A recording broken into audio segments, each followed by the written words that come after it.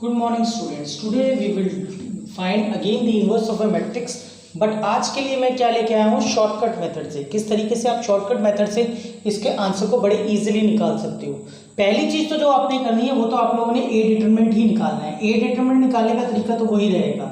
1 गया, 3 लिखा, -2 0 और 1 आ गया।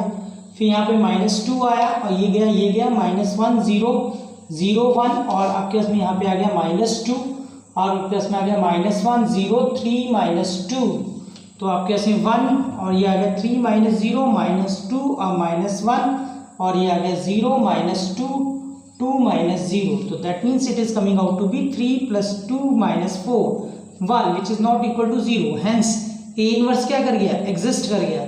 ए इनवर्स एग्जिस्ट कर गया तो आप लोगों ने क्या करोगे, पहले यानी कि पहले वाले वीडियो में क्या बताया, कोफैक्टर ऑफ A11 निकालोगे, A12 निकालोगे, फिर A13 निकालोगे, तब आप जाके क्या निकालोगे, ए इनवर्स। क्योंकि ए इनवर्स का फॉर्मूला क्या होता है, adjoint A by A determinant. But today without finding the cofactors directly आप एडजॉइंट ए को किस तरीके से निकाल सकते हो, इसके ऊपर पूरा का पूरा मैंने बताया है और आज मैं इसी टॉपिक को लेके चला हूँ। तो अब मैं एडजॉइंट ए निकालूंगा तुम्हारे सामने, बट वो पूरे के पूरे कोफैक्टर्स नहीं निकालूंगा, directly I will find out कि हाउ टू फाइंड दिस, किस तरीके से अब हम इसे कर सकते हैं। हमने सबसे पहले क्या करना है कि फर्स्ट 2 रोज को मैं दोबारा से लिख रहा हूँ। इसकी फर्स्ट पूरा का पूरे क्वेश्चन को मैंने दोबारा से रिपीट किया। 1 लिखा, फिर यहाँ पे 2 लिखा, यहाँ -2 लिखा और आपके पास में -1 लिखा, 3 लिखा, 0 लिखा, 0 लिखा, -2 लिखा, 1 लिखा।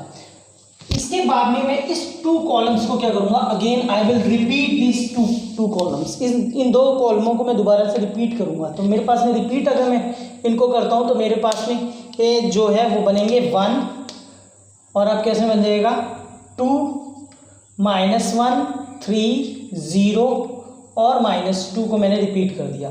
ये रिपीट करने के बाद में हमने क्या करना है कि again we will repeat these 2 rows. जब हम इस दोनों रोज को करेंगे तो ये बनेगा 1 2 -2 1 और 2 -1 3 0 -1 और 3।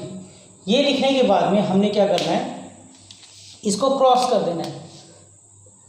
ये काट दिया और ये वाले नंबर्स काट दिए। We are left with only these numbers. अब इस नंबर्स के यूज से हम लोग क्या निकालेंगे, एडजॉइंट ए। क्या निकालेंगे, एडजॉइंट ए। एडजॉइंट ए निकालने के लिए एडजॉइंट ए मैंने लिखा, adjoint A is equal to, अब मेरा एडजॉइंट ए देखना तुम्हारे पास में डायरेक्टली निकलेगा, किस तरीके से निकलेगा देखना। 3 1 जा क्या है 3, only we have to remember we are multiplying in columns, लेकिन मैं लिखूंगा किसमें, ये रोज में।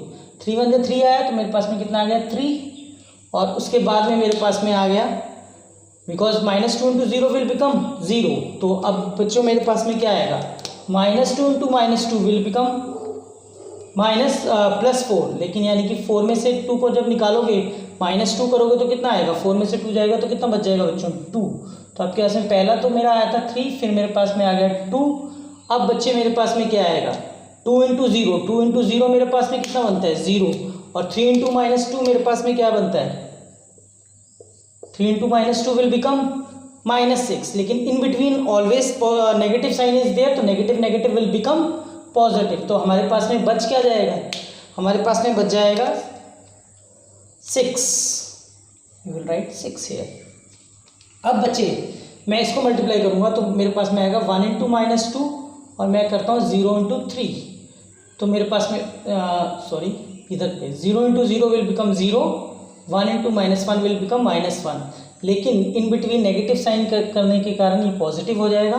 फिर 1 × 1 will become 1, 2 × 0 will become, again हमारे पास में कितना आ जाएगा 1 × 1, 2 × 0 विल बिकम 0। तो यहाँ पे 1 लिख दिया मैंने।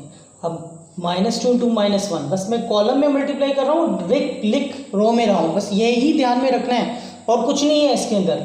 अब बच्चे जैसे ही मैंने -2 × -1 किया तो मेरे पास में 2 आ गया, 0 × 1 किया तो मेरे पास में 0 ही रहा तो ये आ गया 2। अब बच्चे मैं इस चीज़ पे आ जाता हूँ तो मेरे पास में आएगा 1 × -2 will become 2 and 0 × 3 will become 0। तो यानी कि मेरे पास में कितना आ गया 2। अब बच्चे 0 × 2 विल बिकम 0 और 1 × -2 will become 0 into 2 will become 0 and 1 into minus 2 in between negative sign, negative क्या हो जाएगा पॉजिटिव.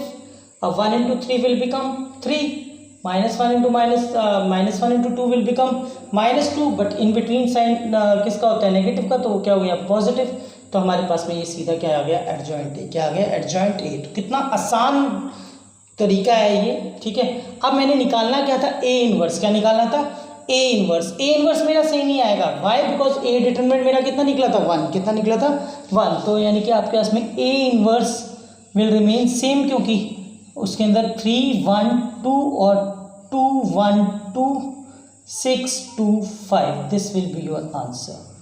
तो बच्चों बहुत कम टाइम लगता है इसे निकालने में. बस समझना होता है कि पहले मैंने फर्स्ट 2 कॉलम्स को रिपीट किया था. यहाँ पे इन 2 कॉलम्स को रिपीट करने के बाद में इन 2 रोज को दोबारा नीचे लिख दिया था इस सारे में. फिर उसके बाद में ये फर्स्ट जो हमारे पास में C1 कॉलम था, ये जो R1 रो थी, इसको क्रॉस कर दिया और जो बाकी एलिमेंट्स थे उनको क्रॉस मल्टीप्लाई करता चला गया. बस एक ही चीज़ का ध्यान रखना है.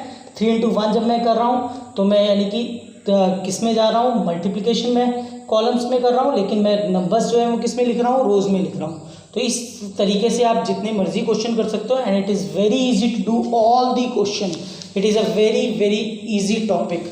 अगर आप शॉर्टकट मेथड को समझ के करोगे तो बहुत आसानी से आप सारे क्वेश्चनों को निकाल सकते हो. Thank you.